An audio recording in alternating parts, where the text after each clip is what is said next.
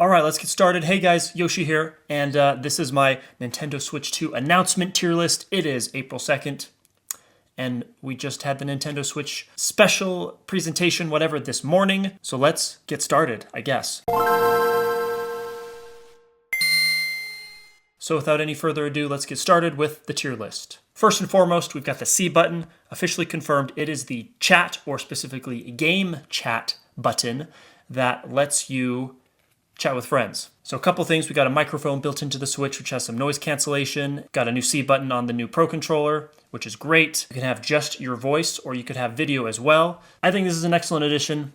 I'm going to give it an S tier. So there's a new Nintendo Switch 2 camera, as we see right here. $50, really simple design. It plugs directly into the Nintendo Switch because I guess the new dock doesn't have any extra USB ports, which is kind of disappointing. I really like how they implement this though, because you can choose if you want to turn video on and off, and it also intelligently can cut you out of the background. So you don't need a green screen. You can just have a floating head superimposed onto gameplay, like how a lot of streamers have their gaming setup. And that's going to be all automatic with the Nintendo Switch. That's pretty cool. So Nintendo Switch camera, I'm gonna rate that an A. It's an optional accessory, but it works really well, so it seems. Also, for the first year or so, it'll be completely free. In the future, though, it'll require a Nintendo Switch Online account, which is understandable.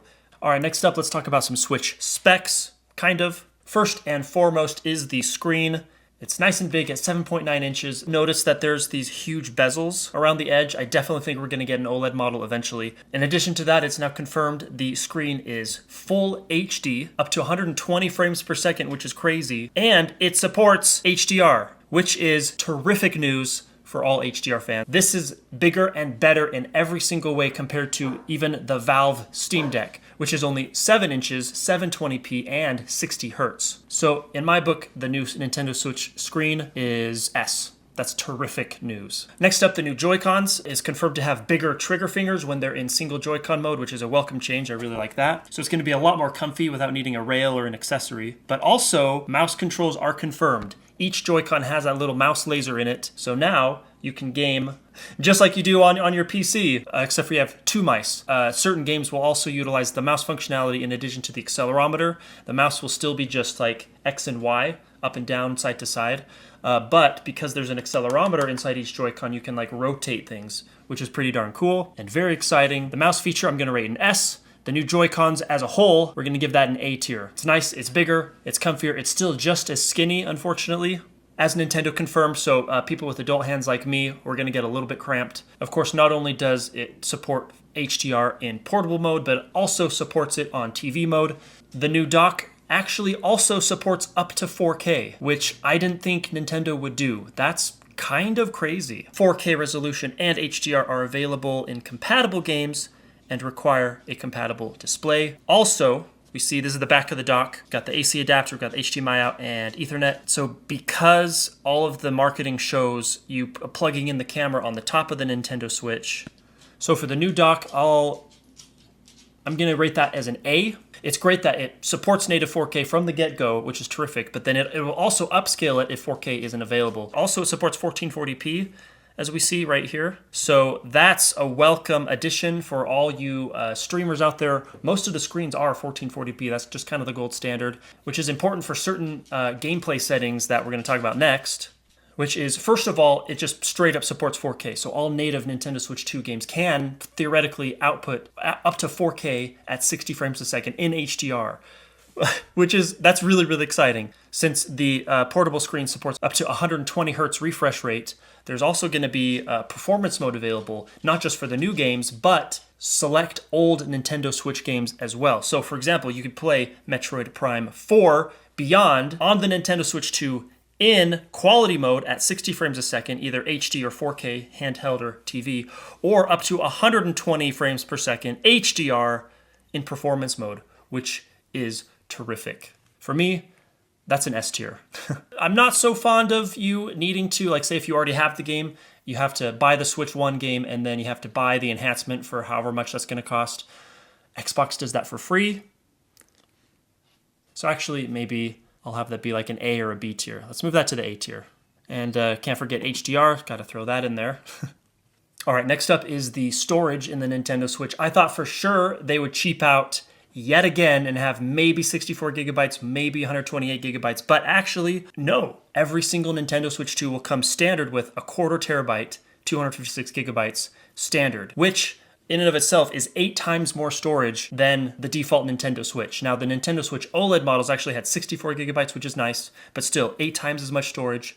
Oh, thank heavens. That's really, really good news. And in addition to that, it still supports micro SD cards. However, only Express and Faster will be compatible. So 8 times storage, that's welcome news. That's definitely an A tier new feature. But what about physical media? Physical media is important. And yes, it's going to be the exact same as Nintendo Switch 1, but this time around, it'll actually be red. Okay, so the red Nintendo Switch 2 game cart, we'll give that a B. That's cool. I wonder though, because the Nintendo Switch 1 card maxed out at 32 gigabytes. They tried to get a 64 gigabyte sized card out, but then Nintendo decided not to do that. So I'm wondering, what are the data ranges for this new game cart? Is it still going to max out at 32 gigabytes? I hope not.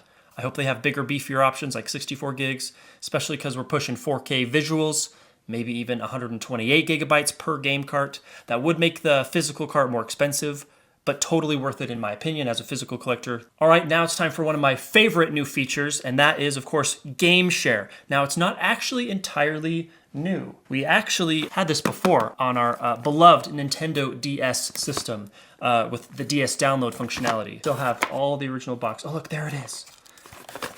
Do you think the battery is still... Oh, look how yellow that is. Got a Nintendogs sticker. Isn't that just the cutest? But yeah, the Nintendo DS had this feature called DS Download, and I have very fond memories of playing Mario Kart on the bus on the way home from school. The person who got off last would host the game, and anyone who didn't have Mario Kart could just download it. Not the full game, but a smaller version, like only 4 or 5 or 6 tracks. Just the fact that you didn't have to buy Mario Kart, you could still host a game, download the game, and play with people. That was incredible. Anyways, it's back and it's better than ever. DS Download 2.0, the new Game Share. I welcome it with open arms. For me, this is an S tier new feature. I'm very, very excited. So not only can we have these virtual game cards that we can lend out to our family members, but even if they don't have it, we don't have to give it to them. They can theoretically just download it whenever they come over to play or hang out. That's very exciting, and I like it. Very consumer friendly, which is kind of the end of the consumer friendly when we get to the prices. That's not very welcome news, but we'll get to that later. Of course, we got the Joy-Cons version 2, but we also have a Pro Controller version 2. Very welcome news. It looks almost identical, except for a little duo color tone going on. Of course, it's got the built-in C button. It has these G buttons, so what, grip buttons? My big question though, are any of the triggers analog? I don't think they are. We only had analog triggers in N64 and the GameCube controller, and they've all been digital since then. They didn't even mention it. I hope they do, but I don't think they do, which is a bummer. If they had analog controllers, that's an instant S tier. But right now, I think it's just going to be a B tier. The audio jack is a welcome change. I'm surprised it took them this long. I think we had an audio jack in the Wii U tablet thing. Aside from that, Nintendo has never had an audio jack in their controllers. I don't think. So this is welcome. Really looking forward to that. All right, speaking of Pro Controllers and GameCube, drumroll please, the Nintendo GameCube controller is getting an official wireless makeover for the Nintendo Switch 2. Mwah, chef's kiss. We can see it is literally just the classic controller, not the Wavebird kind, that the wireless one, which was the first wireless controller Nintendo ever made. Also excellent, but the classic wired one, but this one is actually fully wireless. Looks like so far we just have the indigo purple color, but we look in here and it's not just the original. We zoom in, we see we have that chat button right there. We've got the home button, we've got the capture button, and we also have ZL, which I'm glad we have it, but why is it so tiny? Why can't we just match the same, aesthetic as the regular Z button? I am very glad that we have this. We also see right here USB-C charging. I'm a big fan of the controller. This is just terrific news. The GameCube controller, straight up the greatest controller ever made, period. How many generations has the GameCube controller been supported? Well, it came out in 2001 with the GameCube. The Wii had built-in GameCube ports, 2006. The Wii U had an adapter that you could use with it, as did the Switch. And now we have this brand new wireless Bluetooth Nintendo GameCube controller. I've got 3 of these. So I've got this Retro Fighter GameCube style, not fully natively GameCube. This is actually my favorite controller, I think, of the Switch generation. I also have this guy, which just looks exactly the same with the matching Z buttons on both sides. I also have orange GameCube Joy-Cons that slide in and out, and you can use them handheld, which is super cool. Literally the greatest controller of all time. officially remade in 2025. 24 years later, it's still supported. That's just incredible. So for sure, this is going to be available on Nintendo Switch 2 for GameCube games. I assume it's also because it has the capture button and the home button and the chat button and the extra Z button. I think it'll also just be available on regular Nintendo Switch 2 games. Because it's Bluetooth, will this be backwards compatible with Nintendo Switch 1? I really, really hope so. But if it's not, I won't cry over spilt milk. GameCube controller gets an S tier for me. Speaking of which, let's talk about the games. We've got Nintendo GameCube coming to Nintendo Switch Online, only for Nintendo Switch 2 though, so that kind of sucked. C tier for me. So first, the Nintendo Switch Welcome Tour, a very fascinating little video game demo. You can play on and inside the Nintendo Switch 2, which I think is pretty cool. They're going to have lots of controller demos and ways to showcase what you can do with the controllers in a variety of settings. This is just the perfect little game demo vibes. A lot of like Astro's Playroom and Nintendo Wii Sports vibes. Yeah, it's a genius idea and it's great for a pack-in. So for me, that's kind of an S tier. This is a really big deal. But whoop, available for Nintendo Switch 2 as a paid digital-only game. I don't care if it's digital only or physical only or whatever, that doesn't bother me, but you have to buy this in order to have the demo experience. That's shitty. And this is where Nintendo starts to take a dive in customer service. They've been doing so good so far, but having this be a paid and not a free pack-in is egregious, and I'm really bummed out. I think I'm still very interested in it, and I probably will still pick it up at some point eventually. The fact that it's not a pack-in is a tragedy. So we're gonna demote that to C level. First and foremost, we got Mario Kart 9, aka Mario Kart World Grand Prix, with one interesting change that you actually drive to your next race. You're not just like teleported there. So that's interesting. And there's the Battle Royale style, which is a lot longer of a race, where if you don't keep up with the leader, the last person gets eliminated. So it's kind of a Battle Royale style racing. I'm looking forward to that spin on the Battle Royale. There is also a free roam mode, which is giving huge Forza Horizon and The Crew 2 vibes. But also, look at this map. This map literally looks like Fortnite. I'm not wrong. It looks like Fortnite, okay? A few things to note. 24 characters are confirmed, or 24 playable slots are confirmed. There could still be more than 24 characters playable, but only 24 slots. Also, I have questions. So, for example, are they bringing back any classic maps? I don't think so. It doesn't look like it. Also, it looks like underwater driving is out, because we see Daisy here riding on a little jet ski, and she's not under the water like we have been since Mario Kart 7. Also, are there going to be any other non-Mario characters in Mario Kart 8? Of course, we got Zelda, Splatoon, and Animal Crossing. Are any of those guys going to come back? Could we get Kirby or Pokemon or other Nintendo franchises? Captain Falcon as a playable character? I hope so. That would be really fun. But perhaps one of the most important confirmed new characters, brand new playable character to Mario Kart World, is a cow. We first saw this cow, at least I first saw this cow in the Moo Moo Meadows track in the Mario Kart Wii. That cow is now a playable character. Cool. I rate Mario Kart World as an A tier. Got a little tease for Kirby Air Riders, which is a sequel to the, again, GameCube, Nintendo's best console ever, Kirby Air Ride, which was super fun. I never actually had that, but I played it a bunch at my friend's house. Actually, just a few weeks ago, I saw it for like $80 at a local game store. Maybe I'll go pick it up. I don't know. I need money to do that, though. Yeah, right now, Kirby Air Riders, it's been like almost 2 decades since I played it, so I'm going to give it a B tier for now. Next up is Final Fantasy VII Remake, coming to the Nintendo Switch.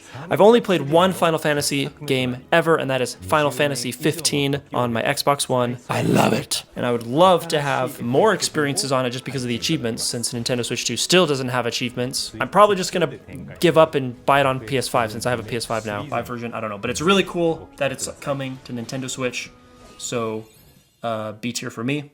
Last for the games, the game that stole the show for me was Donkey Kong Bonanza. Looks super fun. We haven't had a game like this since on the N64. Typically, Donkey Kong is a side-scroller, but having that transition to a 3D, like, beat-em-up brawler platformer looks intriguing. Also, it just looks like everything is destructible, which I think that's why it's super fun. So we'll see what this is. Originally, I was going to say S tier, but unfortunately, just like Mario Kart World, Donkey Kong is ugly.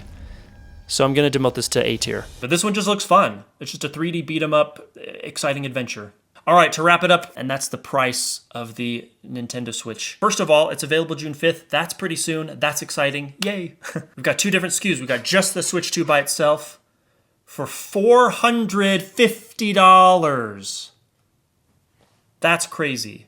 That's C tier right there. And then we also have a Switch 2 bundle with digital Mario Kart World for $500. Why? Not only is the console $500, all of the physical video games are now going to be $90, up from $60. They used to be $50, like GameCube and the Wii, they were $50. Wii U, Switch, they were $60. Tears of the Kingdom was an experimental $70. Now all standard edition, baseline, cheapest minimum first-party games are going to be $90 for just the game. My hair looks crazy, but I feel crazy because Nintendo is being very anti-consumer. So yeah, that's also a C tier. $90 games, that's a D tier. That's so egregious. That's just first party. That doesn't necessarily mean all of the games will be $90. I have dozens, plural, dozens of unplayed Nintendo Switch 1 games. I am committing right now, I'm going to play all of those games, at least through the story, before I even consider a Nintendo Switch 2. All right, I gotta go. Bye.